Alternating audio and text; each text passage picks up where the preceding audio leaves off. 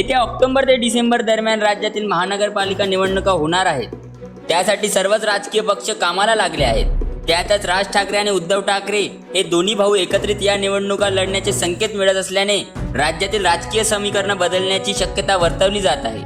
तर दुसरीकडे महायुतीने ही निवडणुका तयारी केली आहे.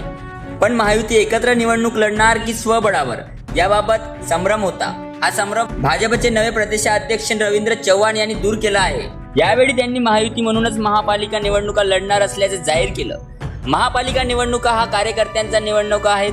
त्या महायुती म्हणूनच लढवल्या जातील. मुख्यमंत्री देवेंद्र फडणवीस यांच्या नेतृत्वात अधिवेशन संपल्यावर प्रत्येक विभागात आम्ही जाणार आहोत.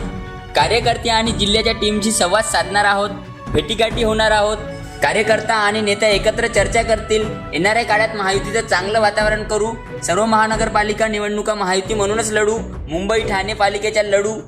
आम्हाला वातावरण पोषक आहे, त्यामुळे एकत्र लढण्याचं ठरवलं आहे, असं रवींद्र चव्हाण यांनी सांगितलं. मुंबई महापालिकेच्या फॉर्म्युल्यावर वरिष्ठ पातळीवर त्यांची आमची कोर टीम बसून चर्चा करतील. जागा वाटपाचं सूत्र ठरवतील. देवेंद्र फडणवीस, एकनाथ शिंदे आणि अजितदादा एकत्र बसून जागा वाटपाचं ठरवतील. या नेत्यांचा राजकारणातील प्रदीर्घ अनुभव आहे. तेच जागा वाटपास सूत्र ठरवतील, असं सांगताना महापौरबाबतचा निर्णय त्यावेळी होईल. फडणवीसांनी ठरवलं तर महापौरपद एकनाथ शिंदे गटाला देऊ शकतील. फडणवीस यांनी ठरवलं तर देऊ, असं चव्हाण म्हणाले. जर तुम्ही अजूनही YouTube चॅनलला सबस्क्राईब केलं नसेल तर ते लगेच सबस्क्राईब करा.